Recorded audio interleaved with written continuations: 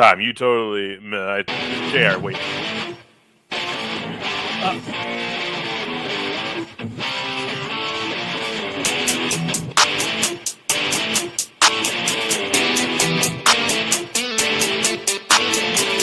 Welcome to the show.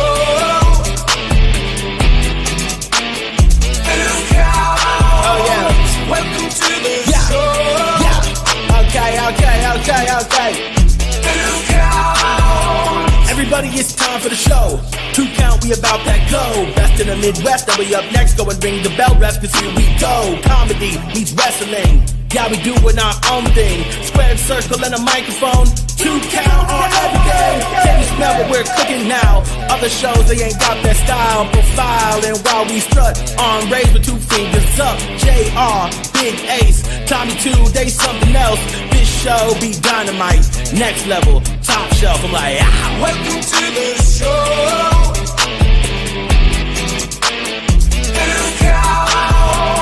Welcome to the show.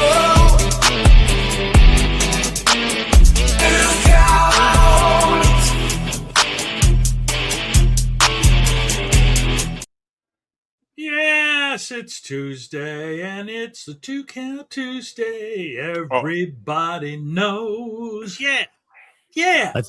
I think one thing that I'm going to miss a lot is hearing that tremendous nerdy theme song every Tuesday. JR has the file. You can just fucking. You can play it anytime you want. Fuck.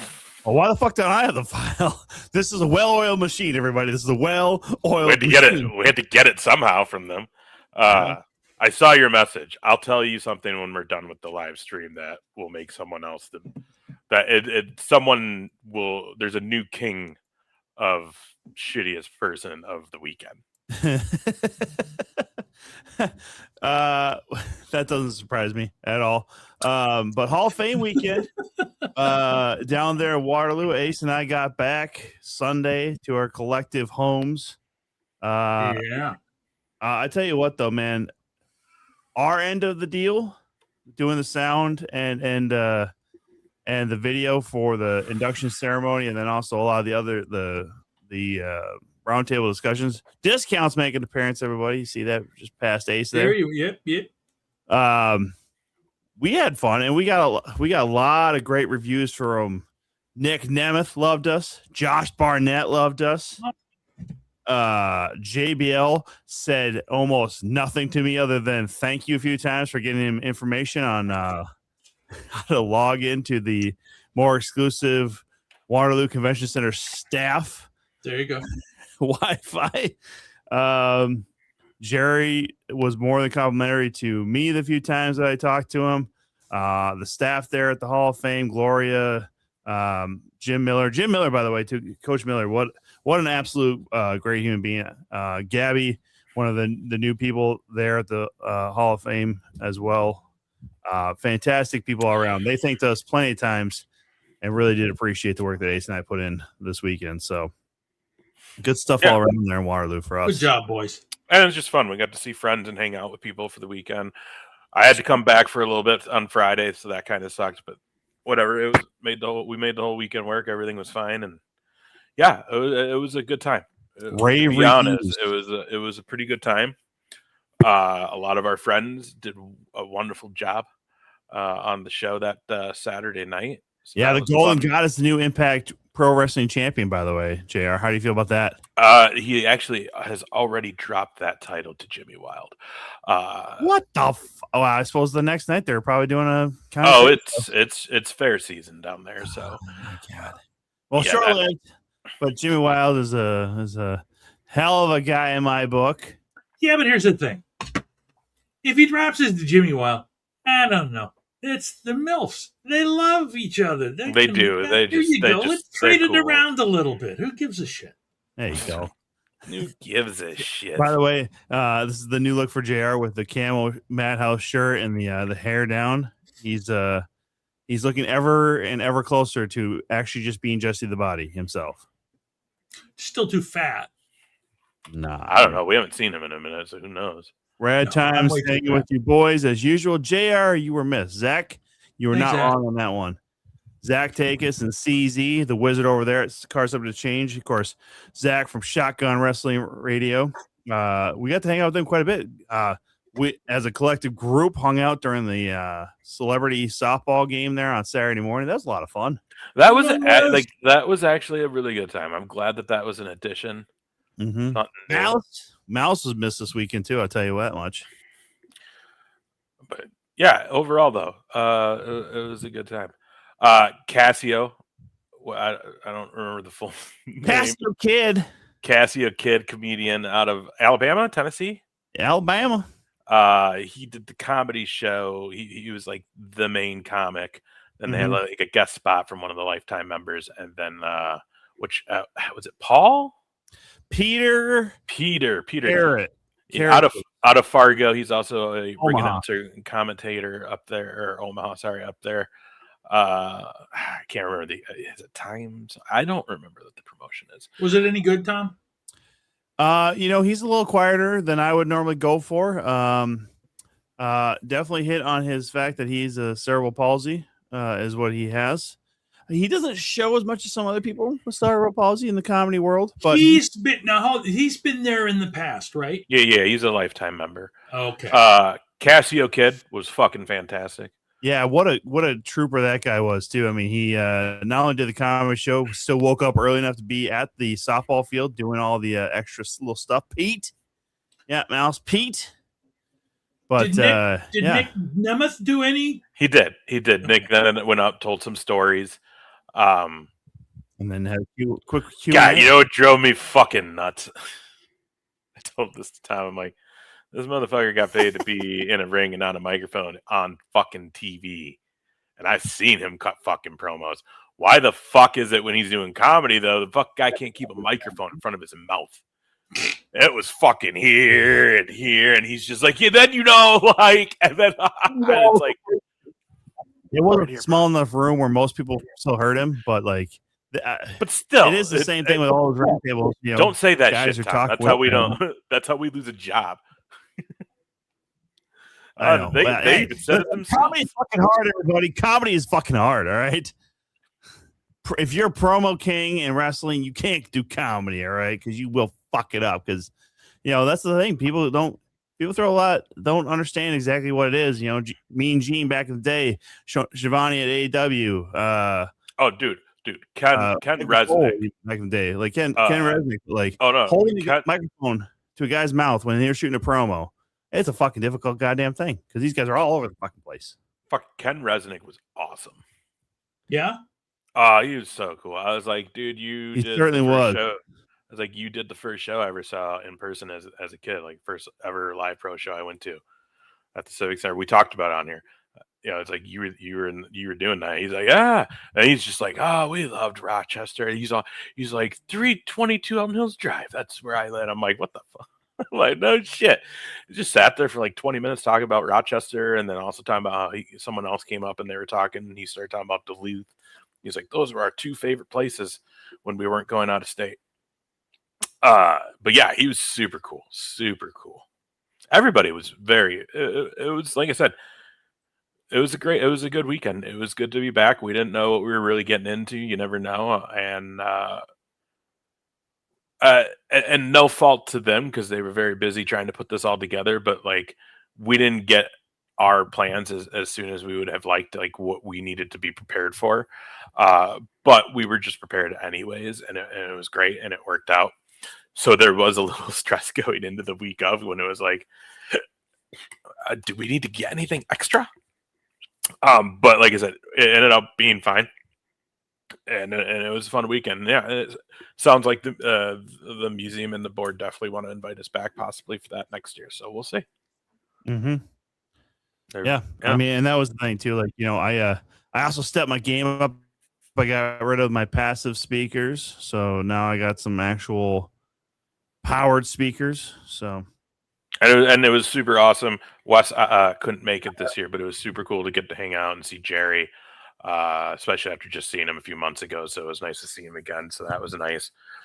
Jody Malenko, always a pleasure. Talked to him a few times throughout the weekend. So it was good. Did he call you by the proper moniker? I don't know if he fucking remembers that at this point. We always have to remind him. Oh, we do, but I did tell him that we are coming close to the end of this run, and that I did thank him for being the first one to officially call us. I don't know if I'm even allowed to say it, but I guess it doesn't matter at this point, right? For the first one to ever call us two cunts. So he literally saw something like that and just said, I actually thought your logo said the two cunts. And JR, I think, just immediately goes, well, we know what we are. Also, just as a completely different subject, but I finally saw like what the pricing is for WrestleCon. Dude, we saved $30 by getting that free pass. Hell yeah, brother. Fucking Like, hell. that's $30, man. That weekend's turning out to be a little spendier than I planned. I know. I don't have my tickets for any of the First Avenue stuff yet. Because I think they just started doing the 3-ticket package again for it. Yeah, they fucking better, goddammit. But yeah, it didn't make sense that they pulled it either. I'm like, well, everybody's gonna want to fucking just. Why would I want to buy 3 separate tickets when I just buy one group ticket for the 3 of them at a higher price? But no, I'm looking forward to that. Again, I don't know if I'll be able to make any actual SummerSlam Saturday or Sunday, but for sure going to those indie shows as much as I can. So we got Saturday. We got some decent seats. We're lower level. It was buy 3 get 1. Yeah, you were showing me that. Like that's so pretty really wasn't that bad. It was like right around 200.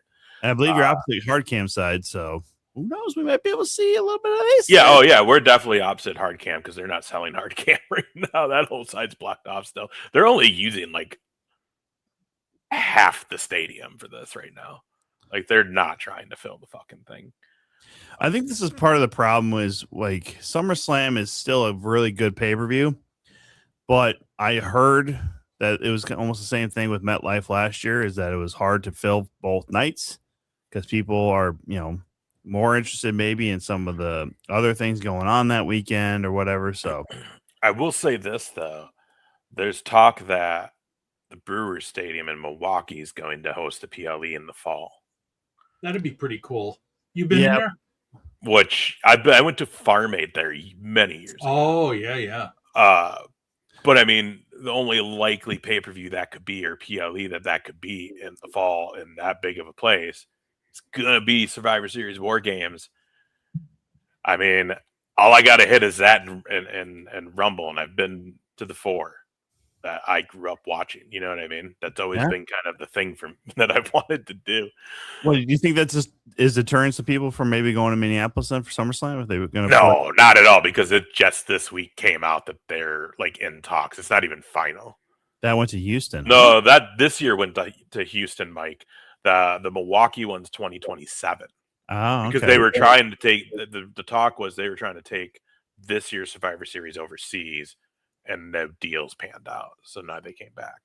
Dan's gonna see Josh Blue on the 30th, Christopher Tice on the 31st, and Megadeth on the 1st. I tell you what, Dan, that's a hell of a lineup of that's a fun weekend right there. No, you probably don't know this, Dan. Also, Megadeth is the DETH, no A in there. Yeah. You may not know this, Dan, but I opened for Josh Blue. He wouldn't remember me, but I got a picture with him from opening for him. God, I opened for him for one weekend anyway. At New Hope or what? Yep, New Hope. Good old New Hope. Good old New Hope. Used to be New Hope used to have some big names, and I saw Mick Foley there. Malice is seeing Titus on August 13th. Look at that. Nice. It's still bringing people together, and we got less than a month, boys. I'll tell you what. I will say this. I don't know if Tom said anything about this to you, JR, but like the people who do know us for this that were there this weekend, like all of them did make comment on the show. Like, oh, man, crazy. You know what I mean? So it was nice to at least hear the people that we think tune in from time to time and still pay attention a little bit. I mean, all the wrestling friends that we know that were there for the Impact show, they made mention, they made comments. A lot of people sending good vibes your way. Yeah, actually, yeah. I mean, it wasn't just Zach here in the comments, but he'd said that he would have loved to have you there. I mean, there's a lot of people who are asking for Whitney too, but Well, Can't really they're going to think ask of for Iowa. her before they ask for anybody. Yeah, there were people a lot of asking people for who- Whitney. yeah, I mean, I'm pretty sure they would be like, "Listen, I would have traded Ace and Tom for fucking Whitney in a heartbeat." It's like, God damn you assholes! Here's, And then when, you- and then when here's- they're like, "Oh, the fucking speaker's not working," I don't give a fuck. where's Whitney? Here's the thing. You fucking fix it. Here's the thing, you guys. And I mean this with all sincerity, and everybody that watches this fucking knows this, right? You start sounding like Casey Kasem right there. The three of us will go to damn near anything for like gas money. Whitney, if you want Whitney to show up with something, you kind of got to pay her because she sells her fucking socks for $400, right? And I mean, all I'm saying is Whitney would be a draw for a lot of shit. That's true. I mean, am I lying? Nope. Oh, you're right. She's the reason we quit. No, I'm just kidding.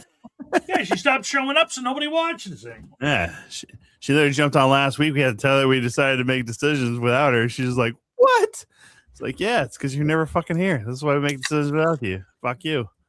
I just here's the thing. You know what? $400 socks, baby. Yeah, the last time anybody got that much worn. money for socks was Mick Foley when he was selling the sockos. Pretty worn. I don't know. I will say this. I feel if I'm not going to go back on that decision that we made because I think we all agree that we need to do it. Oh, But absolutely. I feel much, much better this week than I did last week. Just in general. So No, that's to be expected. I mean, we've made a decision. It's now been a week since we have made the announcement. So yeah, it's perfectly reasonable to think that you're a little lighter in the shoulders because you know that we only have a few more weeks of this left. We can get back to maybe some kind of regular or different normalcy. Be able to get some R&R on Tuesday nights as we might need it, or maybe pick up extra shifts here and there or whatever. I mean, not feel so stressed to get back here because Monday, Tuesday, Wednesdays, and sometimes Thursdays at work are really my long days anyways, where a lot of times hey, this happened. And I was like, well, I'm about to leave, but it's kind of a fucking emergency thing. So yeah, let's do this. Let's put it all together. Yeep. Tom, you will never be. Top shelf, man, top shelf. Normal. Oh, normal. I will never be normal. Well, Dan, listen, if that's not the pot calling the kettle black, go fuck yourself. You know what I mean? Go fuck yourself. I almost made 18 minutes into the show there, guys. Almost before I said good. Pretty good for you. I might have said something else. Probably worse. Oh man. So we should also think, like, I don't know, most people have seen stuff, and I don't know if there's stuff that we still have in our file of our videos and stuff. If people want to see some old stuff. Oh, we should probably just make a whole montage of the dick kicks. I mean, that whole thing, yes, but there's other stuff. That, by the way, that was brought up because Bryce Jordan had also made his top 5 Hall of Fame weekend list on Facebook, and I said, well, I gotta figure honorable mention is kicking JR on the balls a couple years in a row. And he commented, by the way, JR, saying that he actually can't believe he wasn't somehow arrested for at least that one in a karaoke bar. Which, by the way, I went into that karaoke bar on Friday. There was no karaoke going on. I was like, what the fuck is this? You went out Friday? I did. Yeah. God damn. But I got kicked in the arse too there, Dan. We all know. We've all seen it. I got kicked and I got punched in the dick. No big deal. My co-hosts are great to me. Ace is the only one I enjoy because he has yet to kick or. Well, he was busy. Otherwise, he would have kicked you. He's busy doing ring announcing, being the fucking man of many talents over there in Madhouse and Absolute and Central Empire and at one point Social X. He's not gonna take the compliment. He's just gonna sigh it out there. He's busy doing shit. I was reading this thing about Keith Lee. Oh yeah, that he the tragic downfall or something. Well, that he's basically believed to be retired now. Yeah. Oh wow.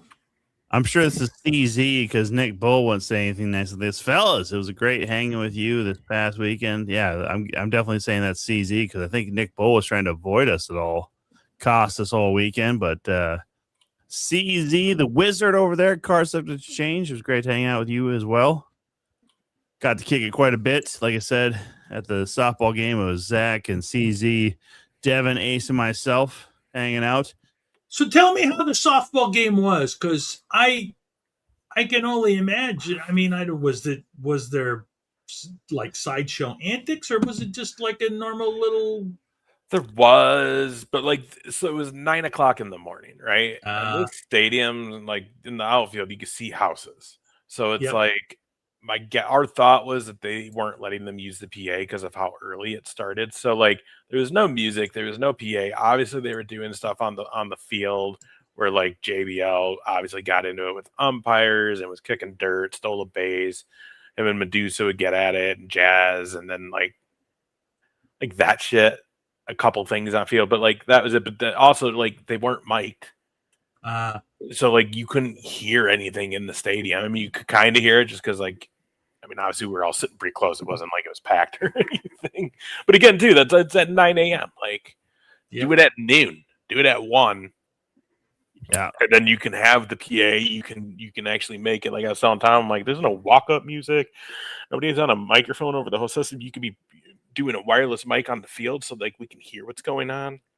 Yeah. Or even like fucking lapel, like the managers of the team. Like you could have done all that, but yeah, JBL got kicked out like 2-3 times in the game. At one point, I think Jazz and Medusa tried to double clothesline him. He no-sold it. Yeah. Here's a fun little. I was trying to heckle a lot of people, also like cheer for our friends like Brady, and of course Bryce was the most athletic defensive player out there in that game. He was covering shortstop. Came across him and Bill DeMont's kid were like the top athletes out there. There was one other dude too. Yeah, and of course Bill DeMont gets up there his last at bat. He gives a couple practice swings and then goes and just all the way through and then drops the bat. And I just go, that's very humorous. And Joe Malenko is literally across the aisle from us, and he goes, ugh. I go, I'm sorry. Do you not like puns? Do you not like puns all of a sudden, Joe? He goes, it's just bad. I was like, I know exactly what it was. Puns are terrible. I hate them. I know that some people say that they're our highest form of comedy, but they are fucking awful. But all in all, it was not a bad game. JBL's team won. So, like I said, Bryce holding down the defense. Jeff got one hit, but his wife was running for him. So here's the other thing. Like, other than like the talent that was booked that played in this thing, like anyone that was there could have signed up. Mm-hmm. Not at the game, but like if you were like an all access pass holder and you were at like the welcome reception and shit, like you can go and sign up and you got to play.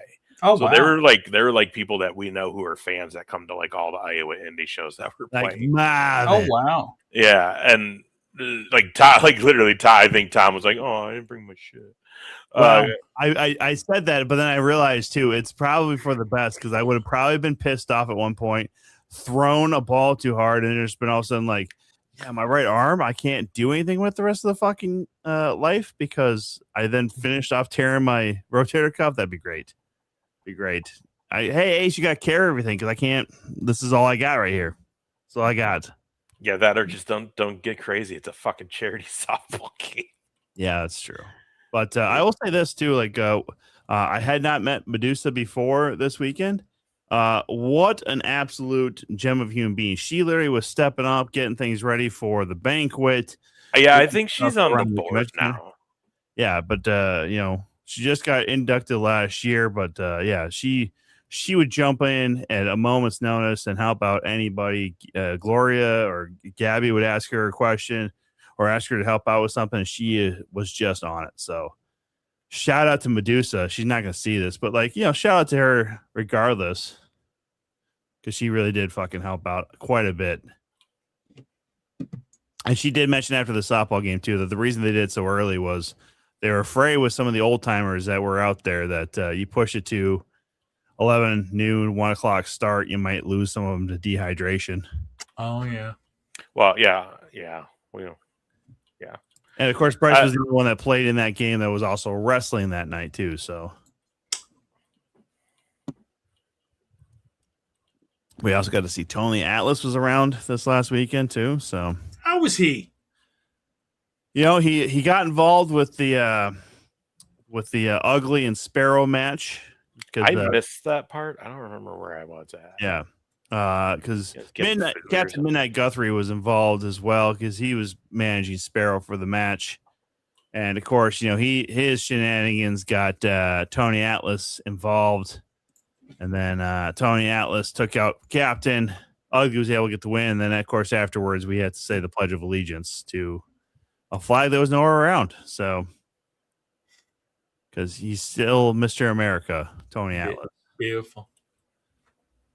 Still rocking those fucking mitts that look like goddamn like softball gloves themselves. I mean, I swear to God, those hands would cover the face of any. Like you think of like Mask, right? Like Tony Atlas's one hand could cover all of Eric Stoltz's fucking face in that movie, which is hard to believe, but it could. That's weird. That's a weird comment. Yeah, it is a very weird comment. I heard him talking to Tony Guerrera Sunday morning when in the breakfast area before we leave. Like, I swear to God, Guerrera tried to leave like 3-4 fucking times, and fucking Atlas just wouldn't stop talking. And Tony, wait, Tony, listen to it. Or it's just like I felt it. I was like, man, let the man leave. Jeez. So I was in the breakfast area about maybe an hour before you all got down there, 45 minutes maybe. And Tony was telling everybody, hey, it's really great to see everybody because you never know when this is going to be the last time. Because I was talking to Hulk Hogan 10 days before he passed. He wanted me to do a painting for him because, you know, I paint and stuff like that. And I was like, oh, no, you don't, Tony. Shut up. He was apparently commissioned to do a piece for Hulk Hogan. And then he finished it and he tried to call Hulk. And it was literally like, I guess, a day after he had passed and no one had found out yet or something like that. I'm like, I remember when I walked back in at the end of that match, like Decent was like, you missed Tony Atlas. I was like, oh man, did I? How many feet did he lick?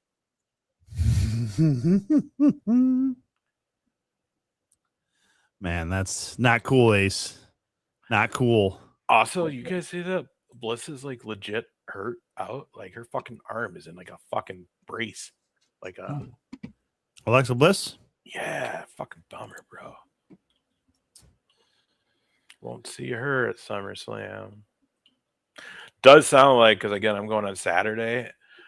Does sound like, right? Hell in a Cell Brock is Saturday. That's what I'm hearing. So that's cool. That's really kind of one of the main things I wanted to see. Also, the big news is Enzo and Cass Cass is coming back on the Raw after SummerSlam, but apparently everybody thinks that means Enzo too. If it's the case, it'd be awesome. I mean, would it though? Like, would it though? Like, I don't know. I mean, he's still kind of a shit fucking wrestler. Yeah. Well, there's been rumblings about the WWE want to do their tag team division right finally. I just feel like he's gonna rub people the wrong fucking way backstage immediately. I'm sorry, JR. I didn't mean to interrupt you. No, you didn't interrupt me. What were you gonna say though? No, I don't know. No, I didn't think you interrupted me. Oh, so wait, does the New Day have a fucking non-compete, or can they just sign already? Because like everybody keeps saying too that they're just going to go to AEW. I mean, it's been talked about for a long time. Where how are we going to finally get that New Day Elite match? I mean, it'd probably be New Day and versus the Bucks, which is fine. Everybody still is going to fucking want to see that shit. So I don't know. I think it's maybe next month. So probably after Redemption is the next pay-per-view for AEW. So, or it could be, who knows? Maybe it's the Dynamite after SummerSlam. Maybe that's what they decided to do. I mean, I don't know. But speaking of AEW, though, did y'all see some of those photos and some of the videos from brawl at the ballpark there at Target Field after the Twins game last Friday. Lose a pretty good little crowd. Yeah, look nice, look cool. Yeah, I mean, it's nice to have a ballpark where you could set up something like that instead of just trying to get it down on the field real quick and have people so far away. I mean, you were able to get people pretty damn close. I saw some comments. People who were in the upper deck stayed basically at their seats and had a great view into the ring as well. They're in like the right center field area. So, but yeah, it looked like it's a hell of a fun time. We were in Waterloo. I know I would have gotten tickets because I haven't also been. Yeah, I would have maybe went in years. Mostly because I wanted one of those luchador mask hats. I couldn't find any of my friends that were initially planning on going decided to fall I didn't out. see any pictures of anyone having those. Yeah, it didn't look like anybody was wearing them at the actual game. Like, did they just not give them out, you think? I mean, How did it, like, no one... I didn't even see anyone, like, having them in their hands. Like, it was weird. I don't know. Maybe they're giving them away after the fact. Like, that could be. I mean, that's probably what you would do anyways, unless you had the ticket already. You know, because you would think they'd hand it to everyone when they were at the ring because you want them to put them on, right? When you want them wearing it on TV, like to promote the fact that like you're at the fucking stadium and all this shit. Yeah, I would have assumed, but yeah, that looks like a hell of an experience right there. So, you know, we also did get word, by the way, JR, that next year the Hall of Fame will go back to their regular weekend, the third weekend in July. So there's apparently a little scheduling mishap this year with the convention center there in Waterloo. Is there's a comic convention this next weekend. Oh, like graphic novel comic. Yeah, it's Conquest, I think is what they call it. Comic Conquest or whatever. I don't know. It doesn't matter. I'm not going to be in Waterloo this weekend, so I'll be working for Friday and Saturday night. Could be if you wanted to. No. I need to get some of those monies, those human monies, as Danhausen would say, back into the coffers. Gone through quite a bit in the last few weeks. You know, from the women's PGA to then 4th of July weekend in Texas to then last weekend in Waterloo. You go through some of that cash pretty quick, buddy. Yeah. Nice to have a couple weeks before the SummerSlam weekend. Right. Which, I mean, I'm still thinking about trying to get to the PGA Championship or the 3M Open. I should say that 25th of July. So, man, this month is just kicking my ass money-wise, boys. July always is the busiest month of the year. I swear to God. Yep. Even though it's the fucking hottest, you know, you see it as a show title here, the hottest show on the hottest day. I believe it reached 101 today is what I was seeing, but pretty fucking miserable up here. I don't know if that was an actual recorded high. It was definitely on my car. The external temperature was saying 101. So, and I believe that because it's out there. It's out there. So, where do y'all stand on the whole AI indie posters? I'm against it. I want people to put in effort because I used to have to put in effort for comedy posters. Here's the thing. Here's what I believe. If you are smart enough to use AI and make it so that it's not like everybody else's, who's going to know? But here's where the problem comes in is that everybody uses the same fucking thing. It's just like playing with your pictures. If you just say, "Oh, do this," AI's going to do it, and then all of those posters are going to look exactly goddamn same. And therein lies the problem. I mean, it's like you get. I mean, I'm not as somebody who performs and creates shit. I'm not. I don't endorse people to just say, "Okay, AI, do everything for me," right? But if you learn and know how to use it and get it to do what you want it to do, then I'm kind of for it. I mean, Tom, you were sitting with me and when I was dicking with that music. True. How many times did I have it do the same goddamn thing? Because I wanted it to be exactly what I wanted it to be. And then there are people like, when they do the posters, it's like, hey, make me a poster. And it looks like every other fucking poster. You can tell that it's AI because they all look the same. I mean, this is the thing. You can use it as a shortcut, or you can use it as a tool. If people use it as a shortcut, I think it's horrible. But if they use it as an actual tool, then I'm a little bit more for it, because if it's doing something that you physically can't do, or you know what I'm saying? I'm definitely with you, and I think using it as a tool, like if I wanted, hey AI, I need a wrestling, like extreme wrestling background for these posters. If you want to do that, just to get the background out of the way, but then you're going to do the actual insert and how you want this to look, add the names, add the dates, add the name of the event and what organization is. That's fine, but again, that's just using it as a tool where, okay, I just need this simple same background on all these posters. Let's just do it that way. Let me raise a quick question, and you guys answer it however you wish. Do you consider, now most of these photo editors now have background removal. You can remove the background. Do you consider that AI? You mean like making like a PNG? So for example, you have a like we've done with our photos for this, for some of the promos that we've had with guys. Mm-hmm.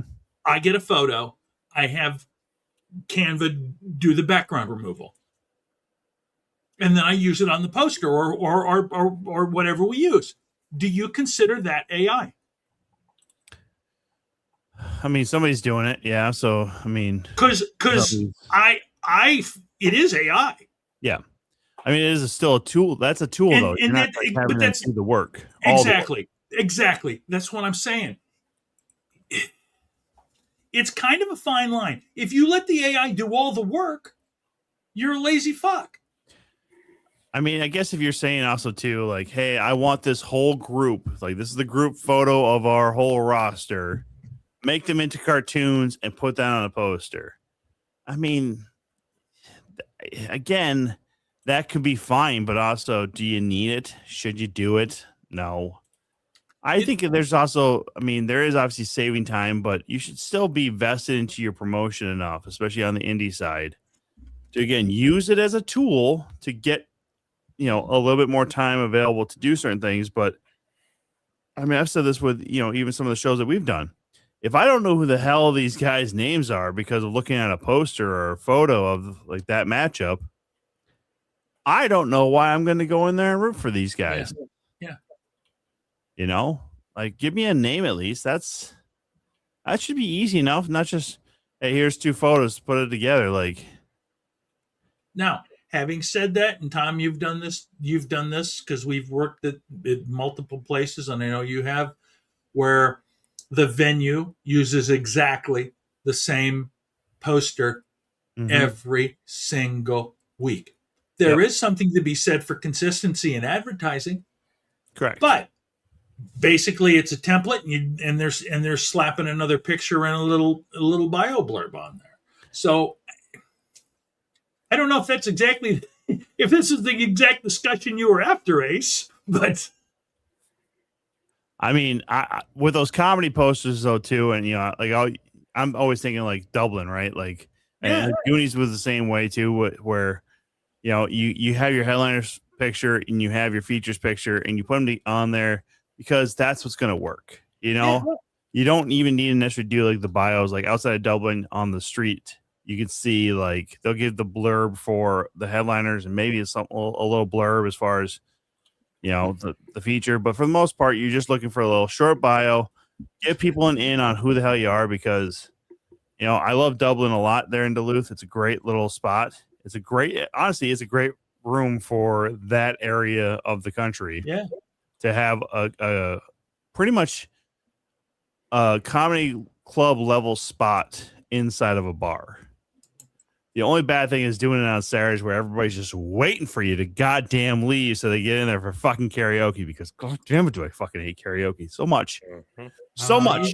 You just have to find your song, Tom. I think I might have, but it's so sad that I would. What is it? What is your song? Jumper by Third Eye Blind. You know, have you seen that? Have you heard this song? You know the song, right? Yeah. Yeah, it's depressing when you actually hear the lyrics, but it's kind of a beat though. So Third Eye. I mean, because that shit I was listening to a lot of '90s alternative on the way home from Waterloo. So, I mean, honestly, if you're going to pick a karaoke song, you might as well pick one that nobody knows what the fuck it is. Dust in the Wind. I did hear that on the way back on Sunday. I was like, oh, this could be a good karaoke song just to piss people off. Is this guy singing that song from Old School? Like, yeah, that's what it should be known for. Just that one it's all Old School. Do you guys go, what's karaoke go to for you guys? I don't go to karaoke. I try not to. Like, I honestly, you know, it's actually a really fun one. Tequila by the Champs. Because you say fucking tequila 3 times, and then all you're doing is just either you can stare at the fucking audience like a madman, or try to do a little bit of a Pee Wee Herman dance. So you guys, I think Ace, you probably know. I don't know if you do know. So you know, I did dinner theater up in Fargo. Oh, we've seen the video, yeah. Yeah. And then I was singing Elvis Grams, which I absolutely detested. But the whole thing was because when I was up there and getting divorced, I had nothing to do. And so I used to go out and just hang out at the karaoke shit up there. And to me, one of my favorite things, because I love parody stuff, is that I would go and change the fucking words. And so this is the truth. I am not allowed to sing karaoke at the White House bar in Grand Marais because I changed the words of the ever popular and very, very prominent song at karaoke, Love Shack, to the Cum Shack. As you should. All the way through. What do you think happens at the Love Shack? Huh? What do you think happens at the Love Shack? There you go. Bang, bang, bang. I'm a whore, baby. Or you're a whore. I can't remember exactly. I have to go through it. But the thing is, the guy was so disgusted with me. It was hilarious. But that's what I mean. You can't take it serious. Some people do. Dude, that's always been that whole bit that I've been doing about karaoke and bingo and all that other shit. Like, why is anybody taking karaoke fucking serious, man? I did it, like I hosted it, and I mean, like the people who would come, like that's what they did every night of the week. They knew where it was in town, and they would go.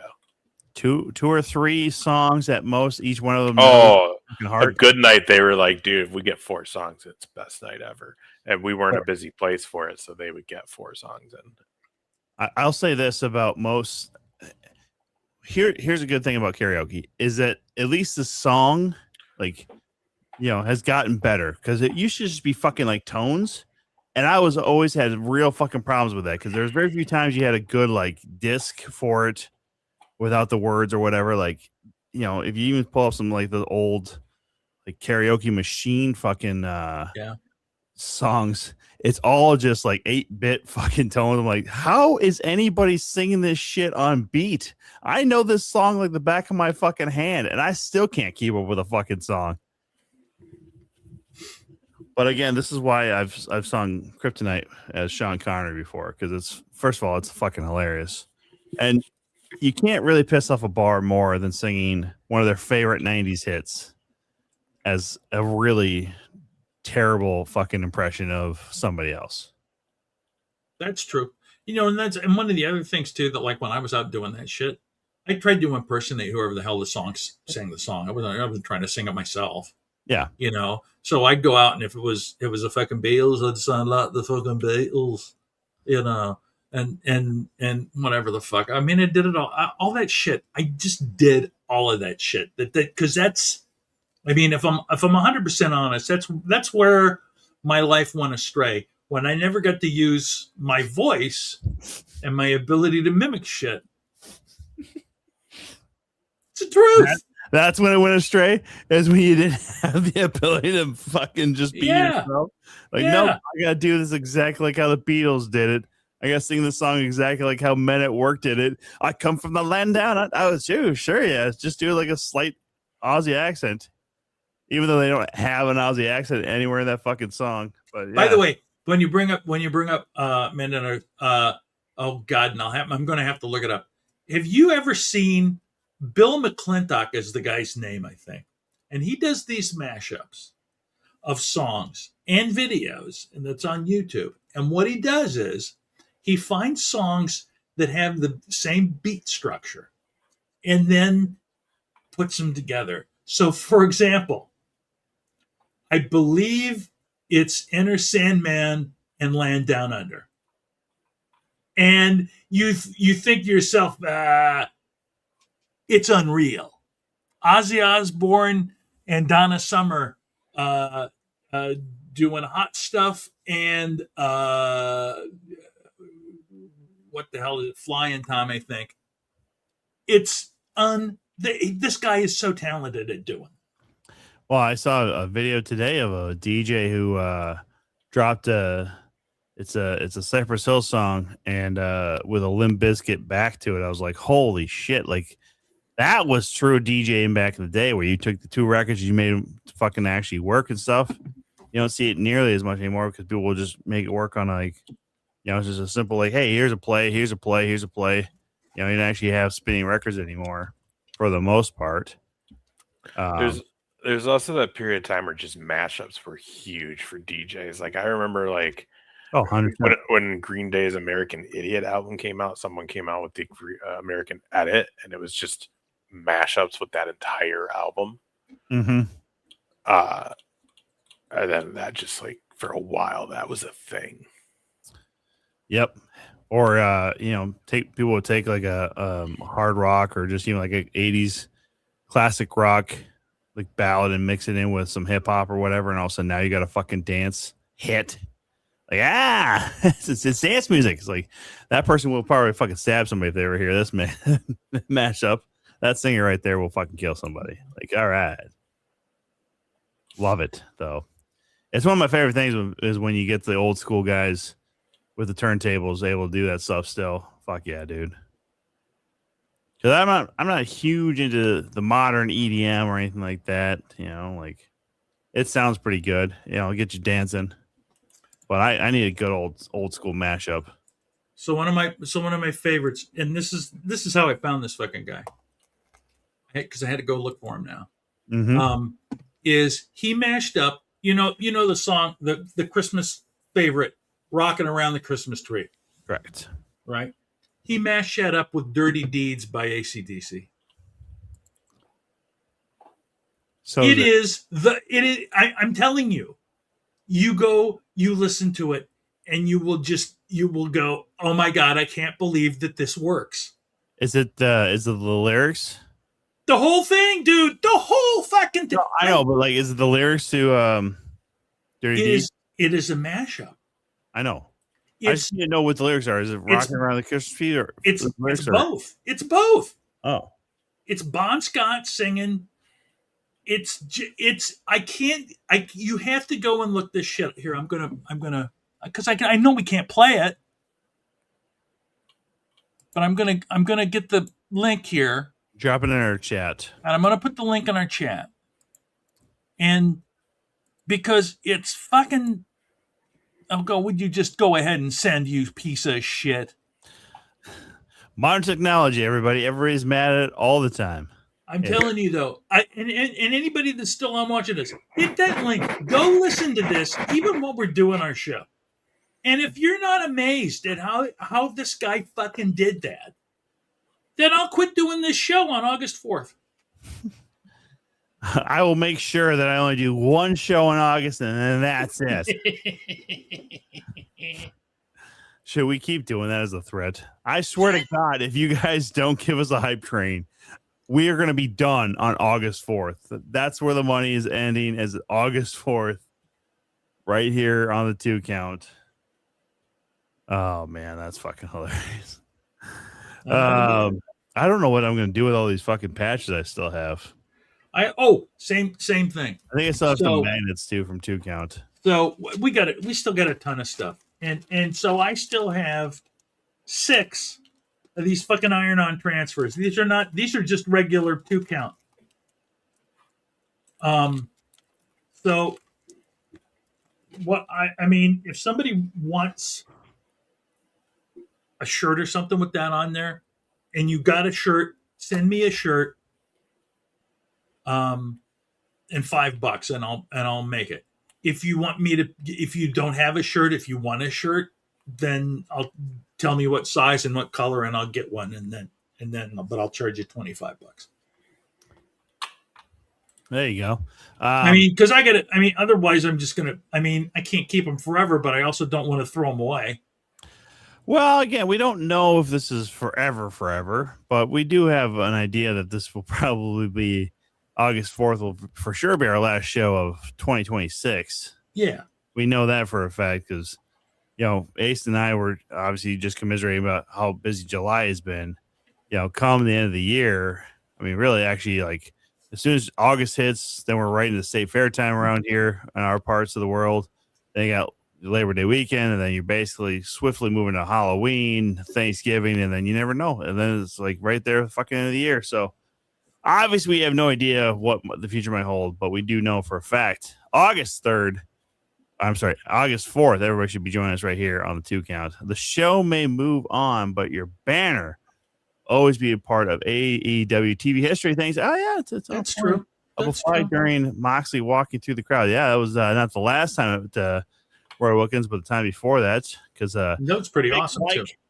Big Mike having some great seats there, right by where the Death Riders decided to come in. So yeah, I still have a couple of those banners as well around here. So if anybody's ever interested in any like 2 Count merch.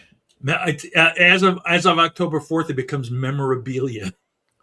See, that's how you got to phrase it. Yeah, that's how I'm gonna do this. At collector's item, then. Yeah, like listen, these are limited edition patches. Everybody, okay? There is a very select few people that have ever had these in the world. I've given them out to everybody, but there's very few people that has ever put them on anything other than me. Which I had it on my shirt that I was wearing on Saturday. I told Ace, I was like, I forgot why I stopped wearing this fucking shirt.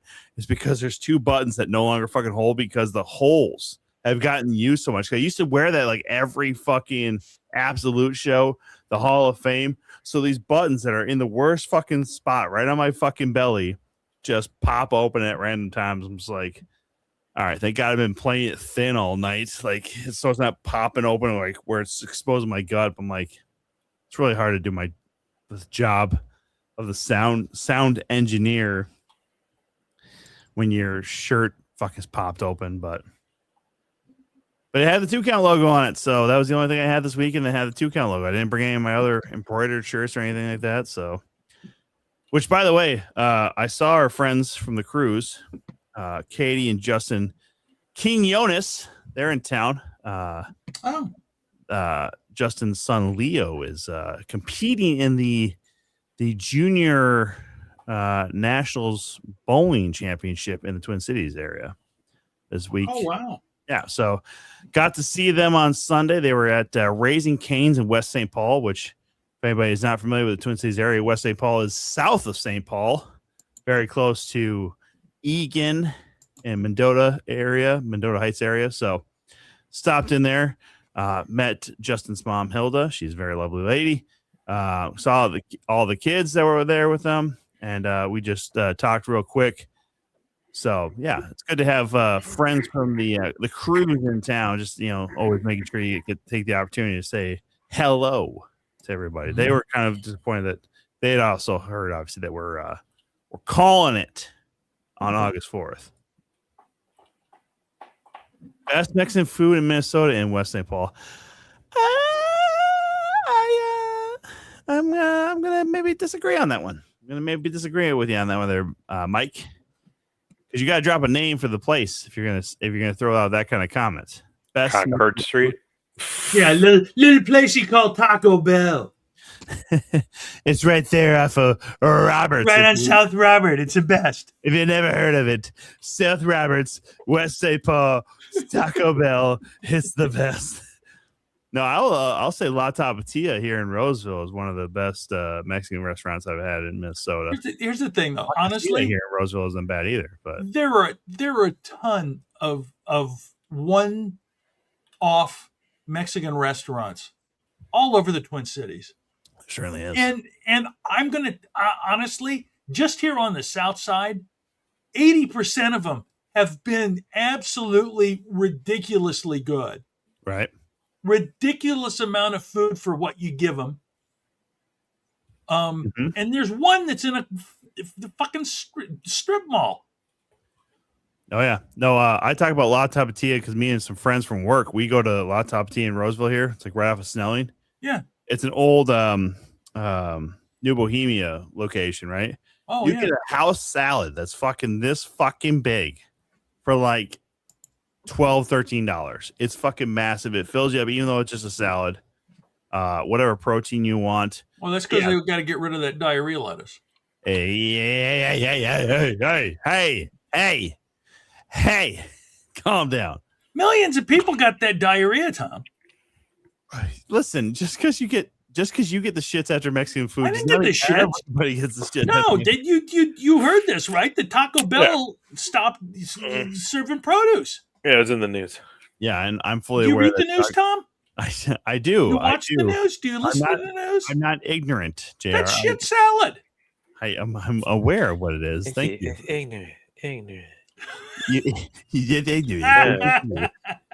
That's just ignorant. I mean, but yeah, again, Mike, if you're not throwing out a location with this, we're gonna still have our doubts. But Ace, you know what? I got a question for you there in Rochester. How is that Los Dos Amigos? Is that Okay? That's okay. Okay. Not probably the best one in town, but it's okay. Because I drove by on 52 and I thought to myself, God, like I know Ace used to live up there, but we never went to Los Dos Amigos, and we're two friends. Why wouldn't we want to go and visit the place that says the two friends? We could have hung out there. We could have been two friends at two friends. Why not, man? What happened? I never went there. You never went there? Even though it was like very in your old backyard, basically. Yeah, pretty much, man. Honestly, I'd probably just, when I was living at that place, like the little Mexican store and liquor store right across the street from the back of my apartment, like their tacos were way better. Because it was like legit, like they sold the produce, they sold the meat. It was a full-on little grocery store, but like a corner of it was an actual kitchen, and they did a full menu. So I see. My one buddy who lived in the building next to me, when he'd fucking come over and we just fucking play video games and shit and get high, we'd fucking go over there, and he can actually speak Spanish, unlike me, and fucking fucking order a bunch of fucking tacos and head back, and that was it. So yeah, I never would go the other, because literally it just fucking 10-second walk out my back door. So Mike's saying that as a town, West St. Paul is the place to go for Mexican food, but if you want an individual spot, Andale Tequeria in Birchfield. That right there, that is one of the coolest places to. Is that the one in the office building, south side of 494? No, I don't think. I think the one well, Mike, you say the one. I if I'm not, because I don't remember the name of the fucking place. It's on Nicollet. Yeah. The one that I'm thinking of is on Nicollet. It's north of 494 though. Before you get to 76th. Okay. All right. If this is the right one, Mike, I may have the wrong one. That one's awesome. Well, you know what? Yeah, that's it. Same one. I'm talking about the same one. Street from Menards near 494 in Lindo. Ah, okay. I have seen that place. I've never been in, because there's a lot of times when I've been in like Bloomington, Richfield, South area, Edina, I guess, kind of maybe a little bit. South side of the cities there. I'm basically just going to Mall America anyways for something at House Comedy, which, hey, by the way, that's one of the bright sides for me. Tuesdays, I can now go back to the Acme open mic. You'll see my triumphant return to the Acme stage sometime probably in the new year, because even if I went every week, they still ain't gonna fucking put me up. I fucking hate it. I hate that open mic so much. Sometimes it just fucking it ruins you as a comic. I love Acme, but I hate that open mic. It's been such a death nail. Anyhow, I'm actually gonna look this place up so I just keep it in my fucking. Dude, serious. I'm not lying. If you go to that and get anything, you're going to go, holy shit! Why have I not come here before? Mike is 100% correct. I don't 100%. I don't disagree. I also not only do I have like I said, La Casita, La Tapatia, but there's also a street taco place not too far from me. I gotta check out one of these days. Good old street tacos, everybody. Which, just by the name of themselves, that should make you a little leery. But no one gives a shit. They still eat it up. They'll lap up those street tacos. Speaking of, why are street tacos bad? They're not. I'm just saying, like the name of them makes me a little nervous. Guy Fieri named it his top restaurant in Minnesota. You want me to believe that bleached blonde, flamed? You guys are literally talking about fucking tacos, and now my feed is showing me tacos. What the fuck? Because that's the algorithm, brother. They're all listening to us now. Everybody, whether Apple or Google, they're all listening to us, and they'll give you the feed. Facebook, Instagram, they'll give you the feed. Ha ha ha. Mexican food, athletic shoes, all the feed. Sorry. That was just a song off the top of my head. New hit. Who's with me? All right. JR, put that on near AI and fucking smoke it. I don't know.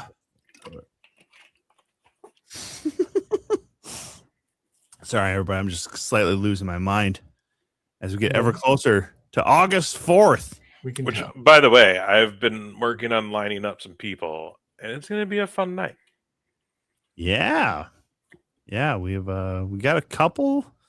I don't know, like if we want to advertise any of this, or if we want to just leave it all a surprise. Well, I mean, we should just make sure that everybody is here August 4th. You never know what we might just do. I might just also just be like, hey, listen, everybody, here's my address. If you need anything signed or if you want warrants out against me, this is the address to get. Yes, please, Tom, put your fucking full address out on the show. Yeah, I mean, let's fucking blast it to the moon. Everybody send everything. Dude, I'm going to order so much shit. You remember, do you guys remember actually when I first came on this show? And I was living in Egan at the time, and I actually told everybody that I lived in Savage because I had a stalker at the time. Yeah, you were correct. You were, yeah. Mm-hmm. And now I have no problem saying I live in Roseville. Ugh. Now you see, seriously, man. I know. If you had a brain in your head, you'd be putting out your address every time we're on the air because you need a stalker bad, buddy. Because that's really helping my comedy career is getting a stalker. Couldn't hurt it. Actually, what comedy career? I haven't done anything since fucking May. And even then, it was early May. I don't fucking remember. It's like a Bald Man Brewing in Egan. It was don't feel bad. You and I did the last show I ever did. Not ever. You'll be back into comedy. Dublin will bring you back. New Hope will have you back. Come on. Your work schedule needs to be fucking not so ridiculous. Can't wait till after Christmas then. How about that? JR's triumphant return to comedy starting in November 2027. He's not even smiling at this point, everybody. He's wow. He just doesn't know. That's sad. Don't be so sad. This can't be so sad. I don't want to be sad on the last few episodes. I'll probably cry on the 4th. You're gonna cry. I know you will cry. I was crying last week when we made the fucking announcement. I'm just a big old baby. Pussy. Gay. You're gonna cry like a little bitch. Probably. Little bitch. That's how we're gonna end the show. Is Tom's gonna cry. Me and Jared are just gonna be like, "Suck it up, you little bitch." Yeah. Wipe your he'll vagina be- out there, buddy. He'll Okay. he'll be the big full screen Tom just crying. That's true. That's true. Oh, look, here you go. Talk about under investigation over explosive diarrhea parasite outbreak. Put the link in the chat. Don't do that. Don't do Why that. not? I don't know. I don't give a shit. It's news. We're providing a service. I just can't believe that anybody still even goes to Taco Bell because their prices have gotten outrageous. You know, like you used to be able to get like 4 tacos for like $2.50. Yeah. And like if you added a drink, it was $3.50. Dude, you could go there at $20 and you would walk out and be like, I just ordered almost everything. Yeah. You remember John Wilson, the comic Tom? Yep. His deal was for $20 you can have your own Taco Bell. That's pretty much it. Yeah. Hey, for $25, you're a franchisee. Yeah. Look in my eyes. What do you see? The top shelf of sensitivity. Yeah, he gets it. But also, I love that song. I love Cult of Personality by Living Color. But fuck CM Punk. What's their other favorite song? Yeah, I wouldn't be mad if he's on Sunday. What you mean for in Living Color? No, I mean like. Oh yeah, good. Is JR? Was that what you're asking? What's another song of theirs? I have no idea. Yeah, see. Well, because Cult of Personality just hits so fucking hard, man. And every rock station plays it. So, How about I think it's Epic? yeah, I don't know. It's the same thing like when everybody like talks like, "Hey, what's your favorite Faith No More song?" Like, is there anything? Oh, that's Faith. That's the thing. I get them confused because they sound very similar. They do. Because Epic's not Faith No More though, is it? Yeah, it is. Epic's Faith No More. Oh, see, good. We played off of it perfectly. I know. But we both look like buffoons. Yeah. Anyhow. Shit. Did you Chumbawamba is his future entrance song. Yeah. Well, you can't because he's straight edge, so you can't have a song that's talking about taking a whiskey drink or a vodka drink. Vodka drink. Or a drink. Or fucking, I hate that song. Chasing the night away. We can't get in trouble for just dropping a few lines, right? Letter to a Landlord. Is that a Faith No More song or is that a No, this is something you want help with, Dan. Yeah. Do you want us to vouch for you to your landlord? Yeah, I think Dan's fine. He's given us enough money. He should be fine. Letter to a Landlord. Okay. Dan has plenty of money. Dude, I won't even lie. That is the only song I know by them. Yeah, it's called The Personality. Mm-hmm. Yeah. I've never like even as a DJ, I've never had to play any other music by them other than that song. Well, to be realistically, or to be real honest, yeah, too. Like, I mean, if you grew up in the era like Ace and I, there's only certain songs that rock radio were even allowed to play, and so you had to have some of those just hits that like that. I mean, Local H has plenty of great songs, but everybody only remembers "Bound for the Floor." Cult of Personality by Living Color is one of those ones. Yeah, Epic by Faith No More. I'm not gonna put Chumbawamba's Tub Thumping in there, but same thing. We had so many bands come through Fargo that because there's nothing between Minneapolis and Seattle, maybe Billings, but there's literally, so they would always want to stop and do something there. So we have a lot of Tuesday, Wednesday night bands playing in a rock club we had up there called Cactus Jacks. That was my customer. And shit, we had all sorts of guys up there. We had and a lot of them were one-hit wonders. But I mean, it was very kind of. It will be his new song. Yeah, Hail to the King. Yeah, he will be his new song for CM Punk. Yeah, well, I would have figured if they were going to do Fargo, I mean, I guess it depends on if they have visas or not to be able to play Winnipeg. But So what would happen would be this, because of routing, right? Yeah. If they're doing Canada, they're staying up in Canada most of the time, right? Mm-hmm. So they'll go to Winnipeg, then they'll go move on the way to wherever the fuck, Saskatoon, Regina, all them fucking places. Regina, yeah.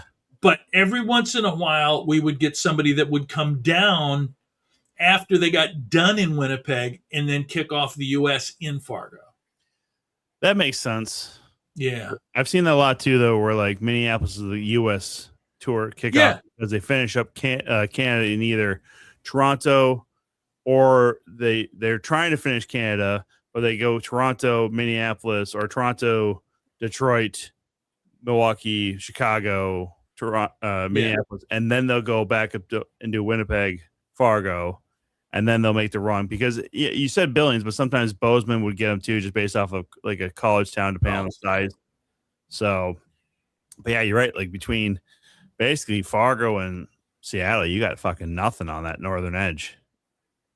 For you, Tom, CM Punk is not original, so you know his fire burns by Killswitch Engage is coming. Fire burns by Killswitch Engage. You know, God, some of the names of these bands, though, too, how they ever became fucking famous is beyond me. Killswitch Engage is one of those ones, too. I'm like, it's a mouthful. It doesn't flow off the tongue like you would want. You know, it's not like, you know, back in the day, you could say, oh, hey, here's a song Bad Company by Bad Company from the album Bad Company. It's one of my favorite fucking things that you could say Bad Company 3 fucking times because of that one fucking song on their self-titled album from a company or a band that just named it after themselves. Speaking of Killswitch, any have you guys heard of anything as to, is Luchasaurus still around? He is still around. He's just injured right now. How fucking dare you, asshole? What?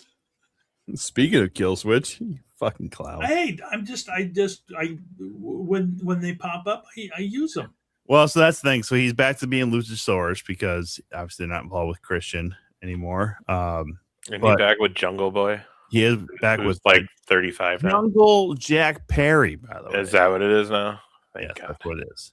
Because he dropped the boy on that because once you start, he's a man.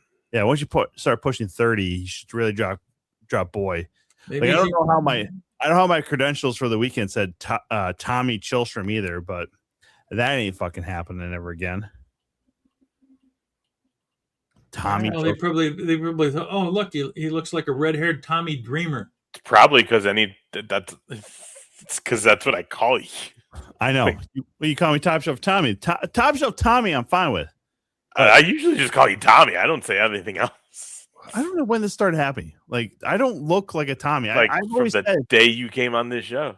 If I was down there, you probably would have had a name tab that said Dick.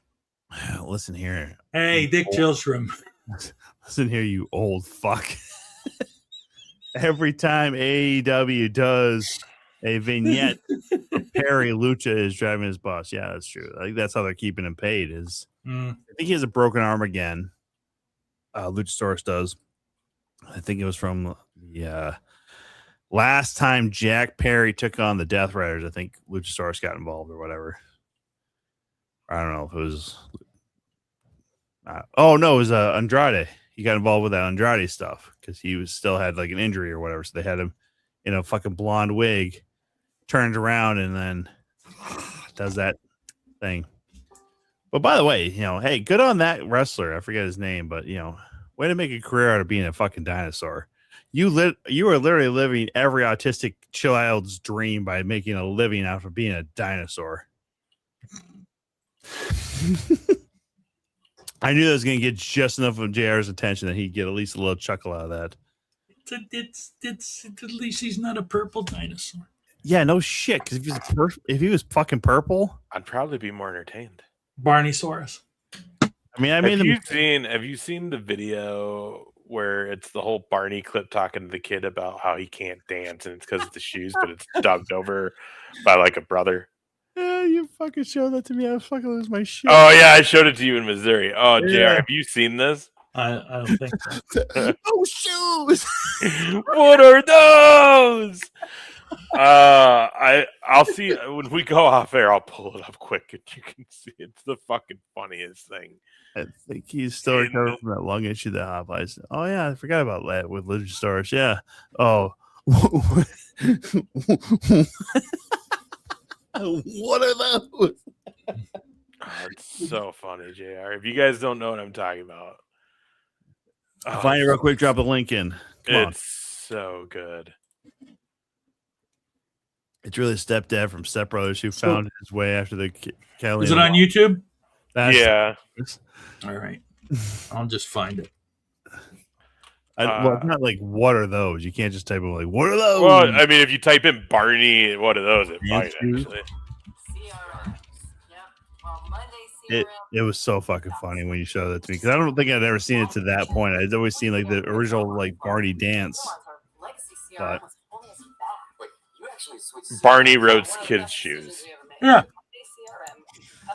Excellent. All right. Hey, should we try to get banned on YouTube and just fucking copy? Oh yeah, don't let it. Yeah, don't play the audio over. It's pretty. Some people might be offended. Do it in a different thing, and then, like I told people to do with the goddamn. Actually, we could play it. I don't know what we're not saying anything. It's the video. Yeah, you think we're gonna get copyright struck this fucking late in our run? I don't think there's anything in it that could be copywritten. It's a fucking like. It's a parody already, right? It's a parody already. It's just. Yeah, because the whole audio is completely different now. Jared's watching it right now. Fucking. Oh, is he? Yeah, he definitely is. Look at this. Look at this smile. Look at that smile, that old fuck.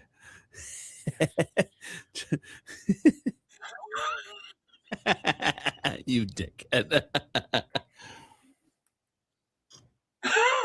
There's nothing better than seeing JR fucking smile and then hearing that laugh. Fuck. It's like a 2 minute. It's like 2 minute 15 seconds. Like it's not a super long thing, but it is fucking amazing. Well, and the worst part about it is we kept doing it on the fucking golf course too. Like one of us would miss a putt. What are those? I think the only one that was not in on it was Devin because he sometimes lives in his own world. But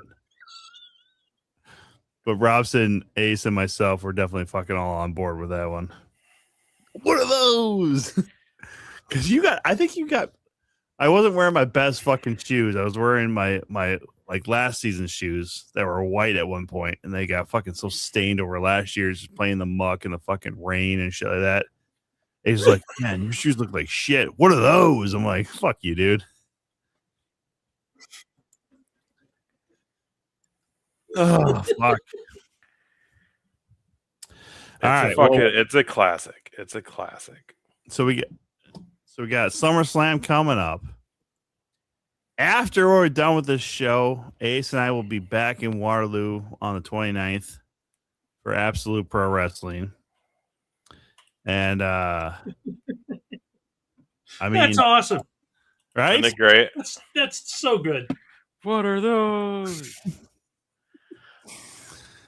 Yeah, SummerSlam weekend got 2 weeks away. Can you believe that? I can believe that because this is my weekend to make some money at the bar Friday and Saturday. If anybody's in the Minneapolis area, come see me over at Dusty's there. Yeah, Amazing Red, by the way, announced for the Nitro show at for First Wrestling at Mall America. That's gonna be huge, man.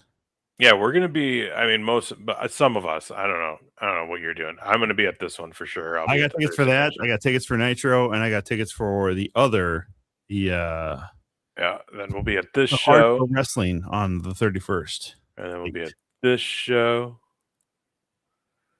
and then we'll be at this show, or I'll be at this show. I gotta get my tickets for all the First Ave stuff. So. And then I'll be at this show. And then I'll be at this show. Oh, wait.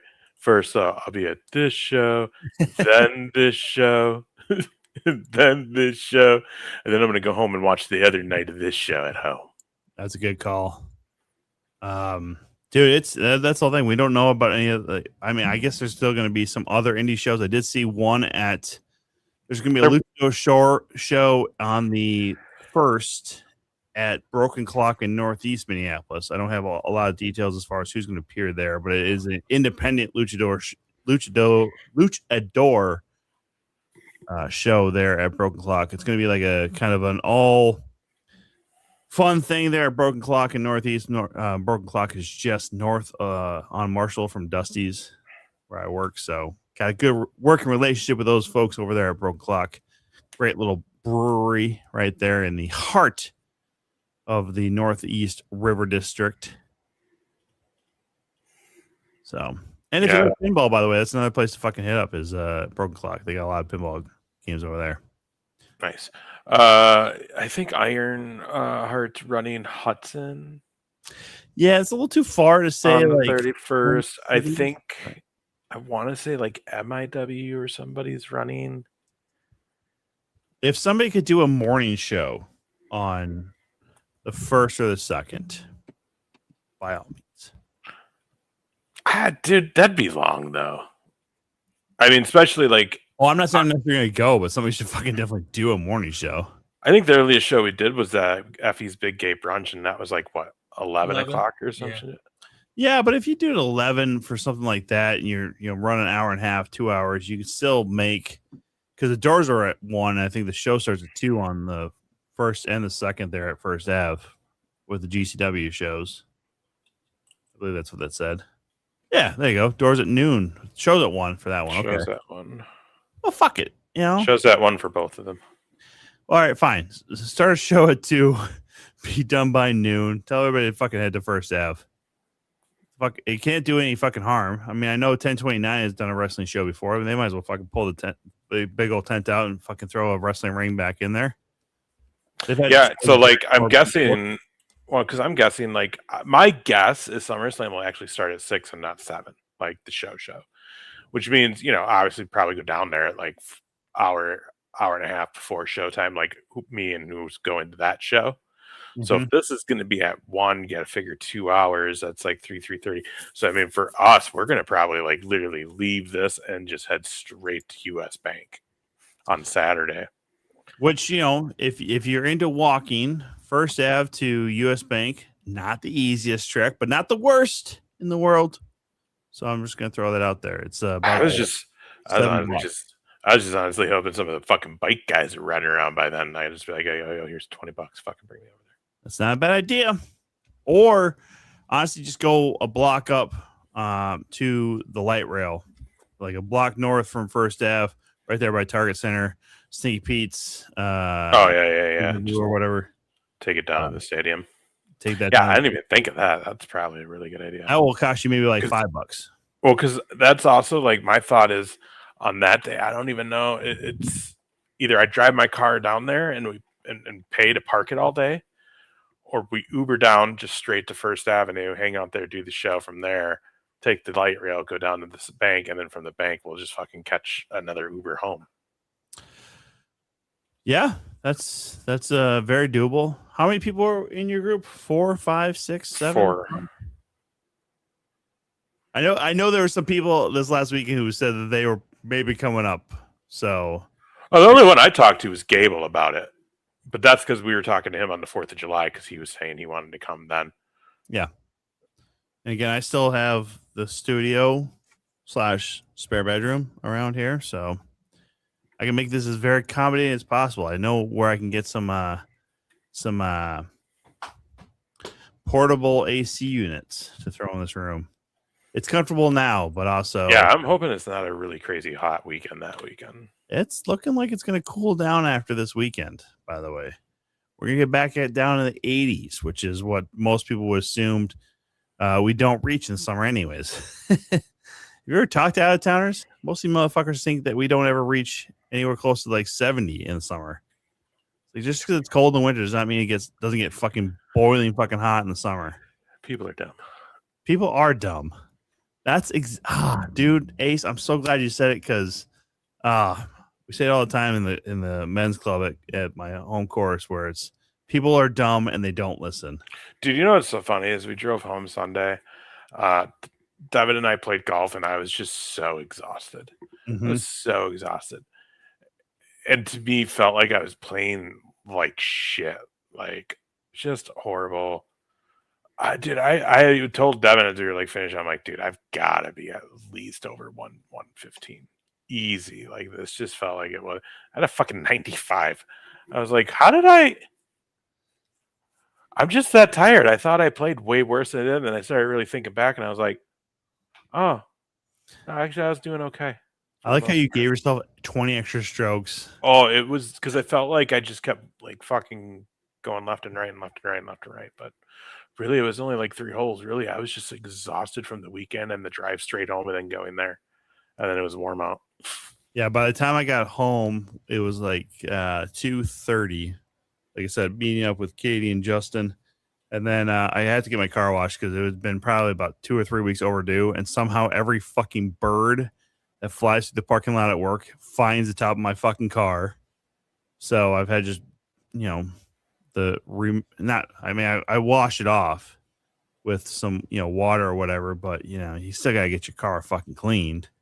So I finally got the car washed on Sunday because there's a small little speedway right there in Mendota Heights. That's a real good location, by the way, if anybody's ever wondering. Right off of 55, by the way, in Mendota Heights. JR. Yeah, why is that? Why is that a good one? Because it's one of the few automated car washes that doesn't have you try to pull out with the fucking air dryer, right? So it will air dry your car. And on the machine? Yeah, so it will go back and forth. Oh, wow. Yeah, so that's why I say it's one of the better ones, because you don't normally get that. You got to try and fucking pace out how to do 45-second fucking pull out of the fucking car wash. And all I heard is 45-second pull out. What are we talking about? I knew that's all it takes. Listen, the 45-second pull out, you're going to leave her pregnant, all right? I'm just going to say that's a long time. That's a long time for you. It's a weak-ass pull-out game, all right? I was like, you had a crazy Sunday, Tom. I wish. No, and then honestly, by the time I got home, I pulled up, the fourth season Ted Lasso's coming up in August here, so I'm trying to go back through the seasons. So I pulled up a little bit of Ted Lasso, and I fucking fell asleep for like episodes 2, 3, and 4 of season 1, and then I was wide awake. Same thing happened to me last night. I literally fell asleep, watched some YouTube stuff, and then woke up at like midnight, and then I couldn't fall back asleep until about 4:30 this morning. So I am running on fumes, boys. Who needs a regular sleep schedule, huh? This fucking guy. Fucking 42 years old, looking like an asshole. Looking, living, being an asshole. No big deal, boys. No big deal. Yeah. Anyways, I'm good. You guys good? I'd like to go fucking. Is this how we're gonna finish every one of our shows leading to the end? I'm good. No, the thing is like on the last show, we more than likely will go the full 2 hours because it's gonna be, if not longer. Yeah. We gotta leave the people with what they want. More of these three fucking guys. So here's the thing, gentlemen, and we can talk about this as we're on the air here. Next week, I won't have access to anything. Why not? What's going on? I'll be in Alexandria. Oh. Yeah, I will be gone away for the week. So what's the whole? Saturday to Saturday. Well, we can run the show without you. But you need me to set it up. Yeah, just set it up this week. And set it okay, that's all. That's all I need to know. That's all I need to know. I'm not yelling at you. I'm just we're doing a fucking hour tops next week. Dude, I like seriously. As I drove home, I came by the pool of my condo here, or Tom's like, hey, ladies. No, there's no one out there. There was no one out there at fucking 5 o'clock. Of course not, because the fucking pool water's boiling. Good. I'm going to go fucking have a bath out there then, man. I'm going to go fucking just jump in the pool after this. I used to do that for like when we finished like right at 9 and we didn't have anything to discuss after these shows. I used to run out there and just go fucking hang in the pool for the last hour it was open. Summertime. The living is easy. All right. Hey, JR. James, I know. You see how I just take everything out? Now it's like my mind is much sharper. It is much sharper. It's a little sharper. Folks, Attack. come and see these two characters next week. I won't be here. I'm going to be leaving. Well, taking some time off from From the world. Yeah, we'll see. Hopefully that'll do something too. But so please come and tune in. They'll have more stuff about what may or may not happen on the final show on the 4th. And if you have any suggestions, those of you that are still here watching, we know that you guys have been with us for a while and at least pay attention. If you have any suggestions for stuff that you'd like to see on the last show, so maybe there's a question that something that the three of us never ever talked about, and Whitney as well, never talked about. And you're like, I wish they would have talked about that. Yeah, we're like 90% sure that Whitney will be here the last show too. We're like 90%. But drop us a message, drop us an email, wherever the hell, we get shit all over the place. Let us know. We'll see what we can do to facilitate your request. Anyway, thank you. Happy Tuesday. See you next time. Bye-bye.